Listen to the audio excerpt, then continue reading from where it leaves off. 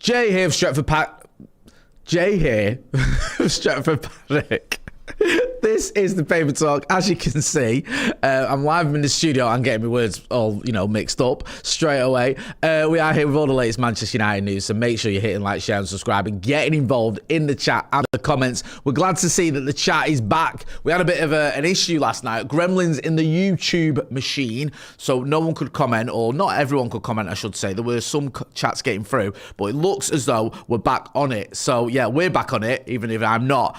So let us know what you think about all the latest stories. We're going to start with one. In fact, do you know what? Before we start with the news, let's get into some of the chat, because we didn't have the proper opportunity last night, did we? Good to see Kevin Credibly says morning all, glory. Who else is in there? Mick Holohan's in there. Raven78, Colin Coupleditch.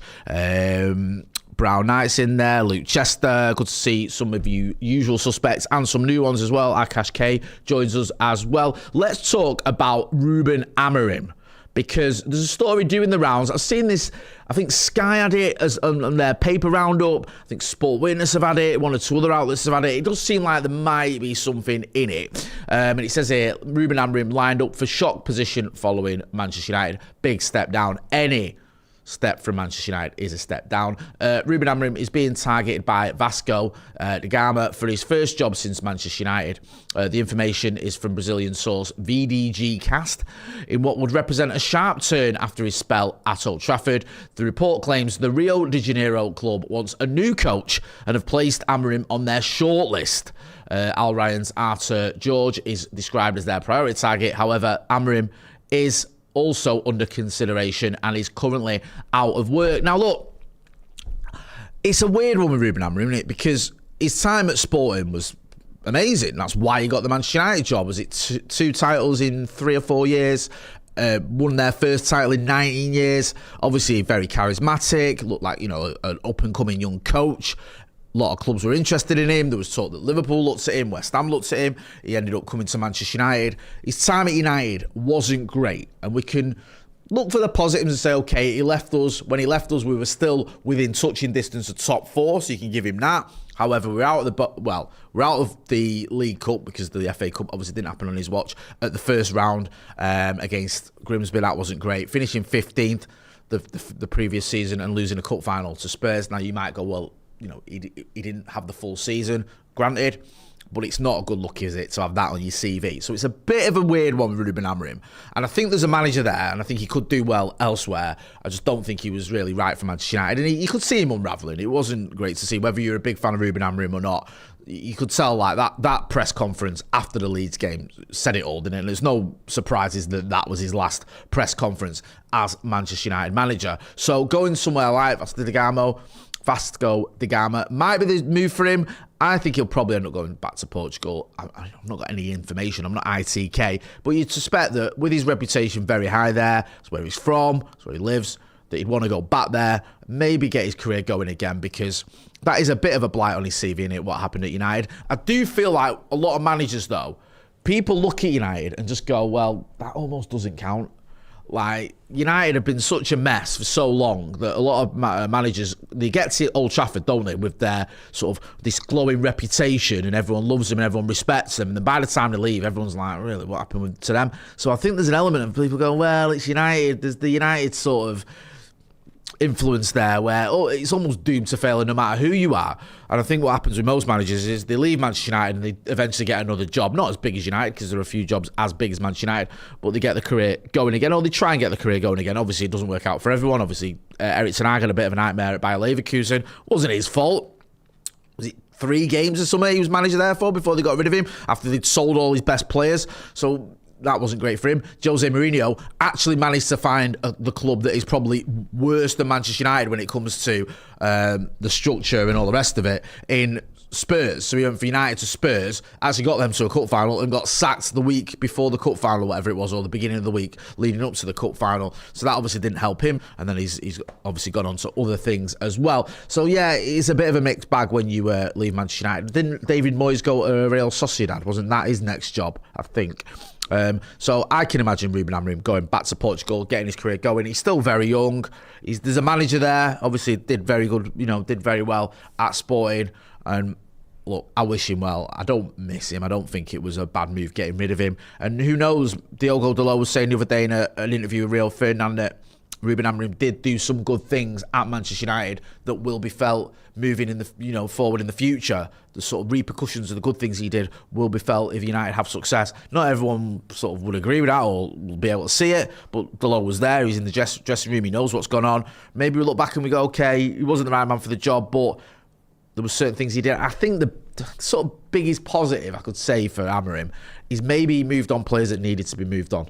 Maybe someone needed to do that. Someone needs to say, no, we're not just going to give them another contract or let them, rotate or be on the bench or whatever. We need to get rid of him. And he kind of did that, or at least made it clear that he didn't want to work with them, so they ended up moving on. Now, there was limits to that, and I was worried that at one point it was going to go to the point where Kobe Mainoo was leaving, but we didn't get to that point. So I think maybe that'll be a positive from Ruben Amorim, but on the whole, it didn't work out. I don't want to labour the point. He needs to get his career going again, and maybe it will be in Brazil. But I think it's more likely that he's going to go back to Portugal. I'll get into some of the comments in the chat. Let us know what you think. Kevin Credibly says, first day, Jay. Yes, it is my first day in the job, so forgive me for messing up. You know what it's like, your first day at a job. I've only been doing this for about, on and off for about 13 years.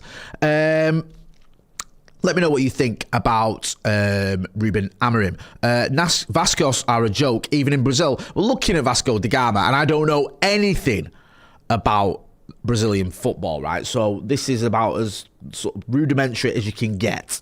They are second bottom of the Serie A with 3 games played and 1 draw and 2 losses. So, I mean, I don't know the context behind any of that, and I'm not going to try and learn now, but it doesn't seem like they're doing well. Is that the move for him? Probably not. I think he's better off personally going to a club in there, getting a full pre-season with a club. That was part of the issue at Manchester United, wasn't it? That he came mid-season and he didn't want to do that, but we kind of forced him to. Said, well, you're going to have to if you want the job, and he did it and it didn't work out. So, I don't know, maybe.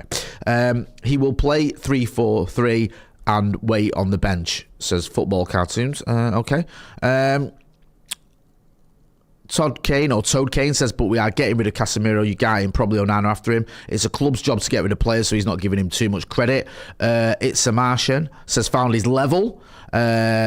We'll see. Ruse Biase says, Jay, for summer transfer, we need a world-class midfielder like Casemiro, not only a prospect player.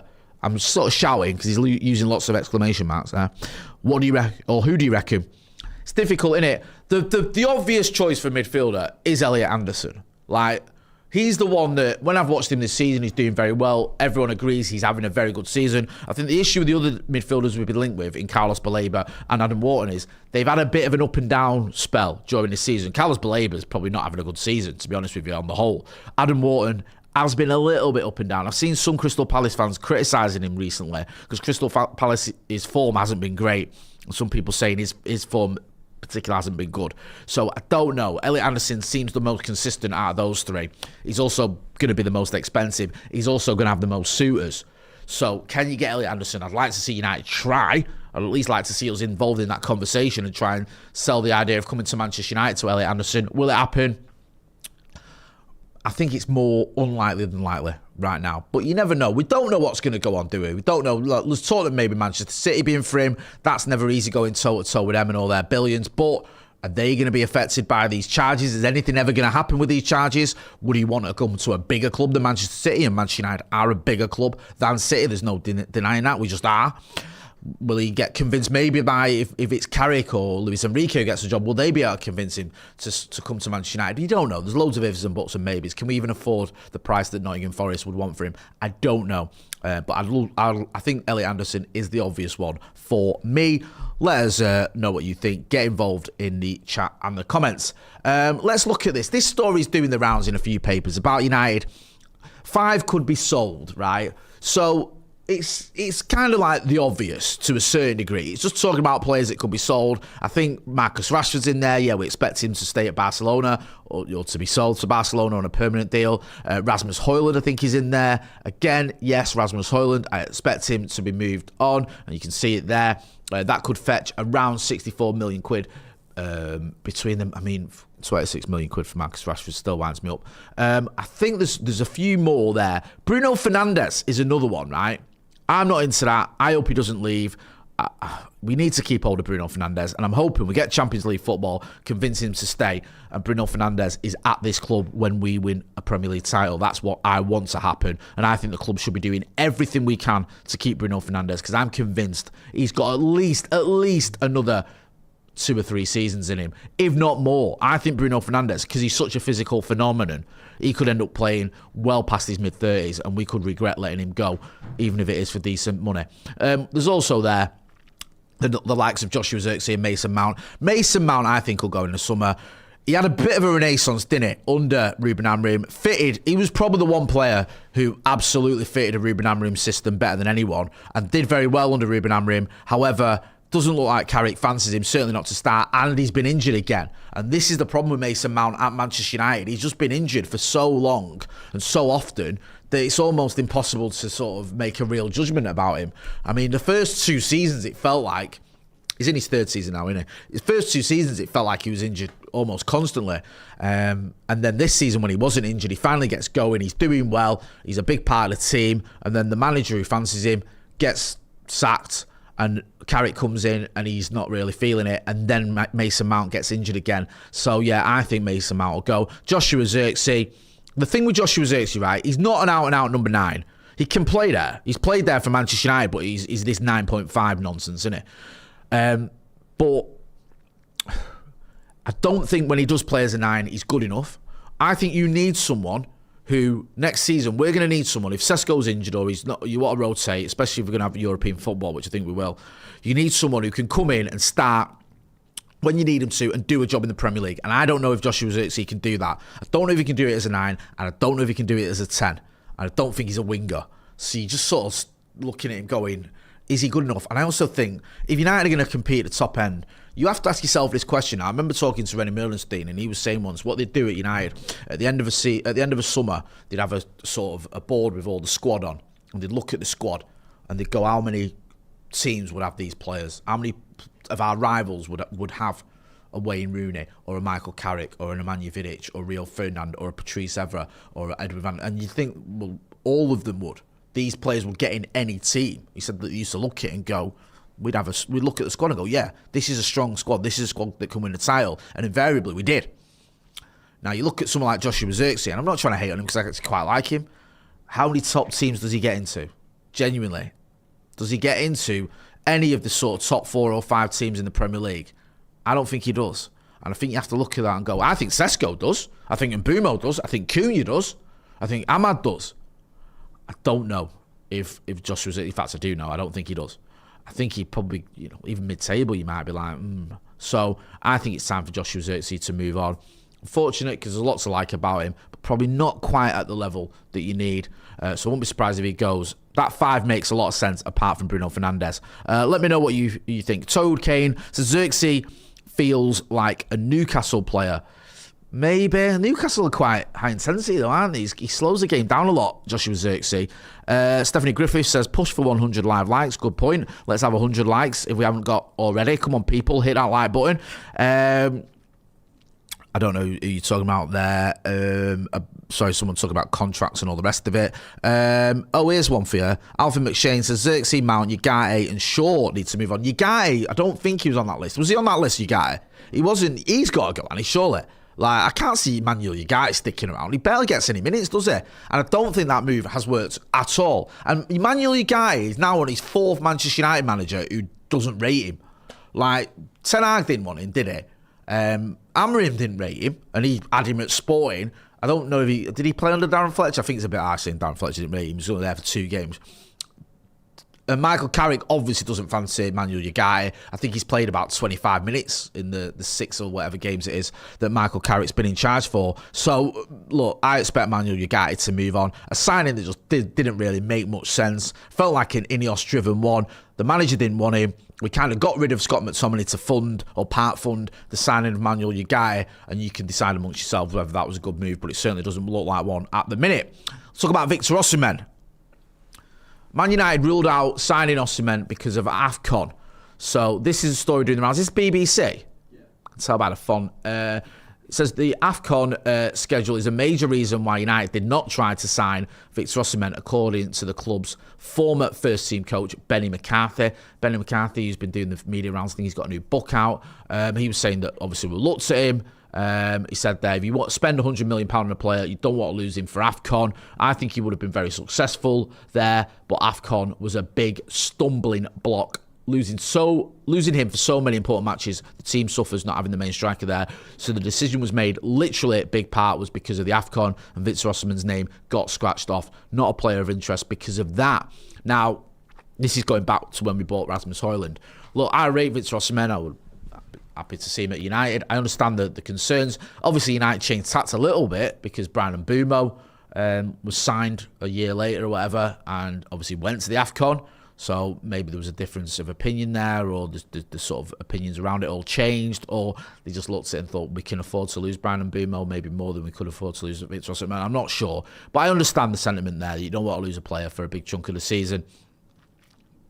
Obviously, Benny McCarthy knows what he's on about. He was part of the coaching setup, so that was one of the reasons, or a big part of the reason we didn't sign Victor Osimhen. I mean, look, you have to move forward, don't you? I'm happy with Benjamin Sesko. I don't think we need to be too devastated about the fact we didn't sign Victor Osimhen. It might have been a different story had we got him. We might have won the Europa League, or we might have won some other trophies, or been in the Champions League or whatever. But it's one of those, isn't it? I am Titanium 2.0 says, big up Jay, hope you're well, bro. Thank you. I am.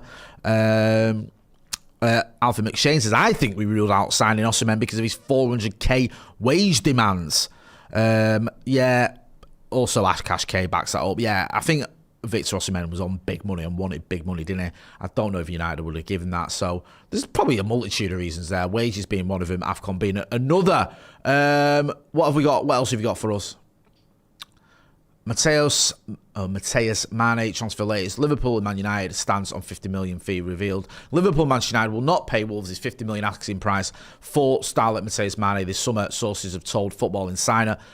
Sorry, so this is the kid in here at Wolves who's doing bits. United have been linked with him, and he's only 18, and apparently he's going to cost 50 million quid. But apparently United not willing to pay that. We'll see what happens with this one. Keep an eye on it. I think there might be something in this. I think Wolves are doomed out. They're going to get relegated. And they're going to sell some players. And he's a big asset for them. Are we going to spend 50 million quid on him? I don't know. It might not be that far off it, I know that's a lot for an 18-year-old who's done well. Let's not kid ourselves. But it's a lot.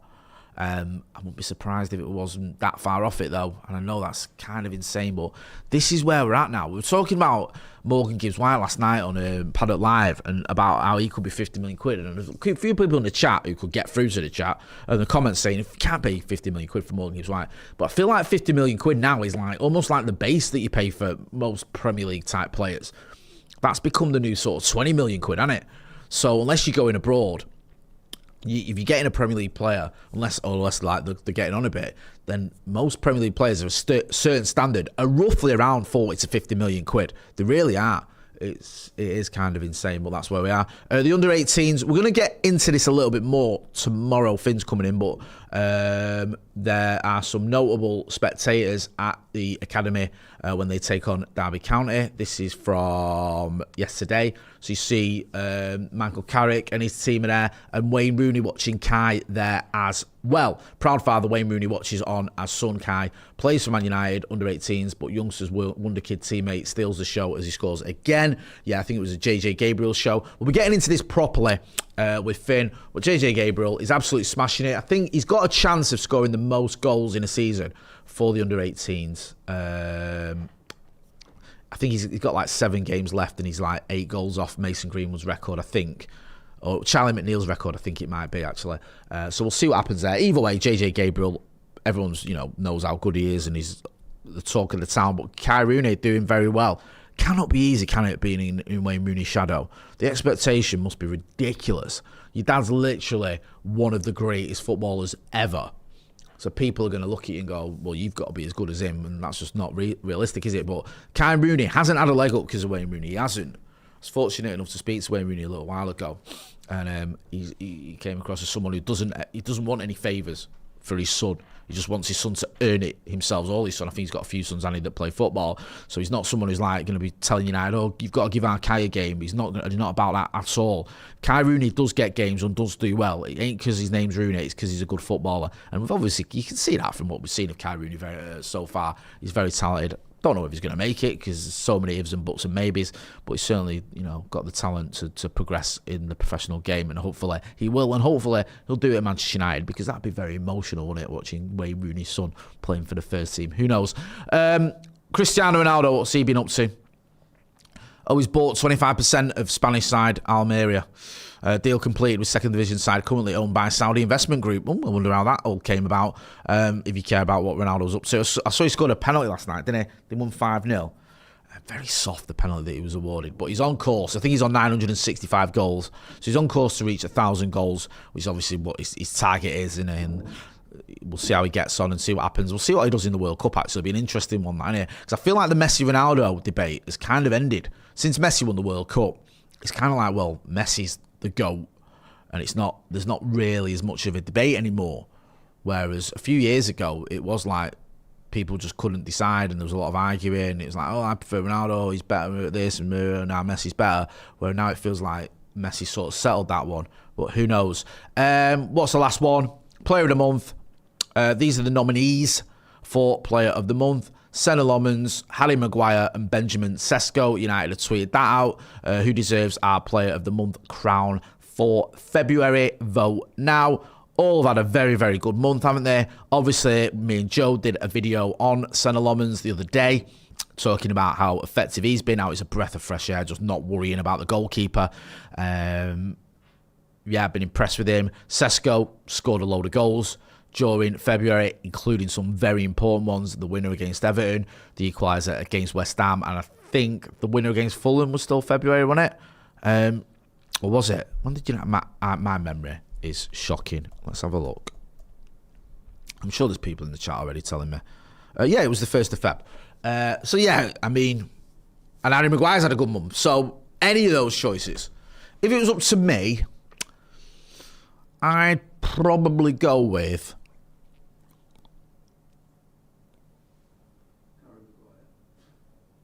drum roll.